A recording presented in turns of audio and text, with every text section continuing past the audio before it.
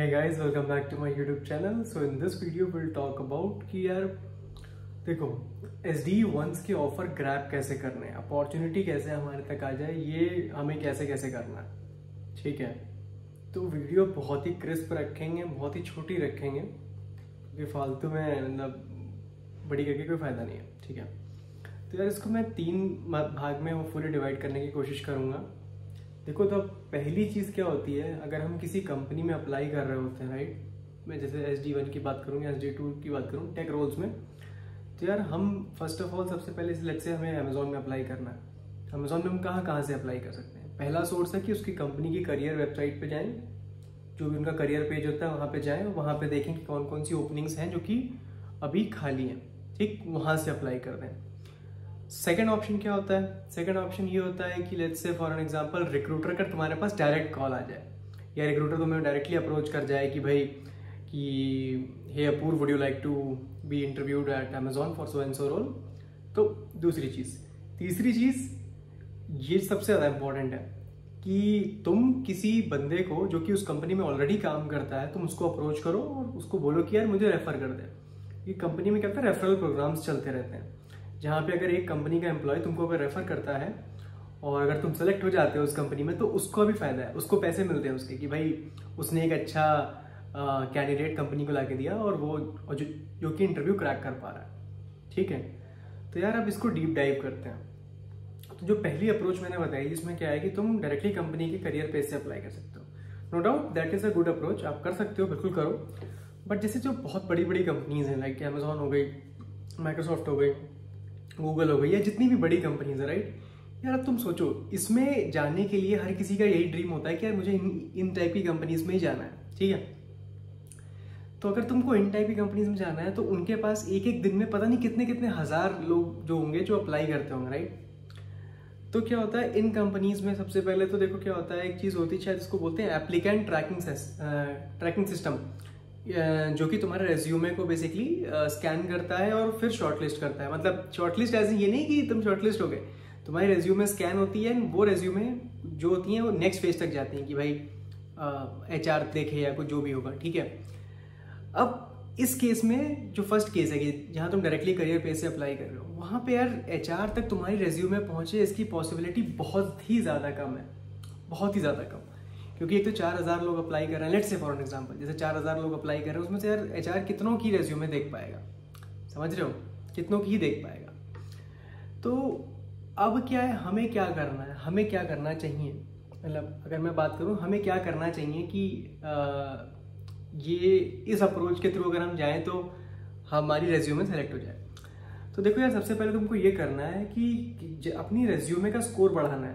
क्योंकि एक चीज़ होती है रेज्यूमे स्कोर, जो कि जॉब डिस्क्रिप्शन के हिसाब से तय करती है कि क्या तुम्हारी रेज्यूमे उस जॉब डिस्क्रिप्शन के अकॉर्डिंग है, क्या उसमें वो कीवर्ड्स हैं जो उनको रिक्वायर्ड हैं, क्या तुम उस रोल के लिए फिट बैठ पाओगे।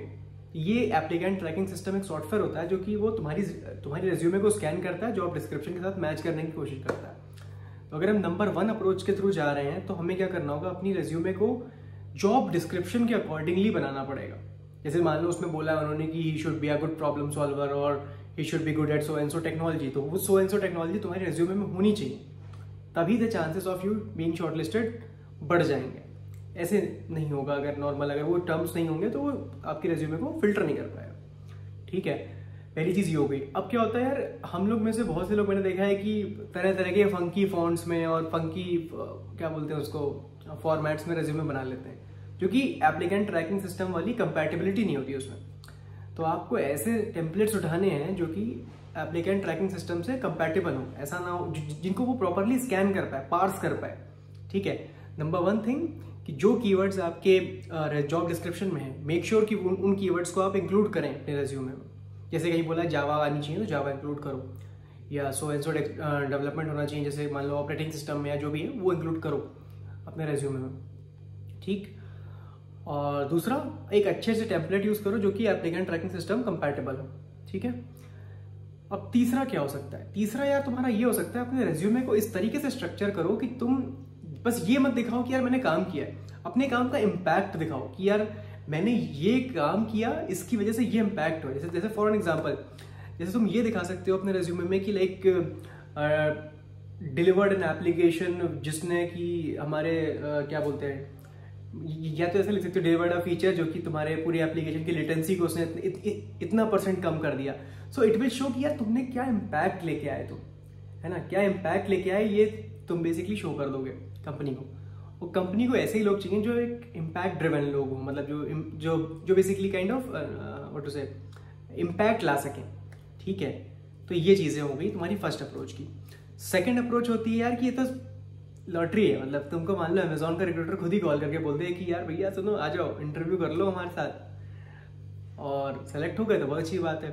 तो ये क्या होता है, ये कैसे होगा, तो जो तुम्हारे सोशल हैंडल्स होते हैं, जैसे तुम्हारा हो गया लिंक्डइन प्रोफाइल हो गया आपका, या फिर नौकरी प्रोफाइल हो गया, इसको हमेशा अप टू डेट रखना है, एकदम अप टू डेट रखना है इसको, ठीक है। इसमें जो भी तुम कर रहे हो अपने रेज्यूमे को खूब बार अपडेट करो। जैसे तुमने आज नया कुछ सीखा वो उसको ऐड करो उसके अंदर कि यार जैसे तुमने फॉर एग्जांपल स्प्रिंग बूट सीख लिया, उसको भी ऐड करो वहां पे। जो कीवर्ड्स हैं बेसिकली उनको ऐड करो, क्योंकि क्या होता है वहां पे की स्किल करके नौकरी में होता है, राइट।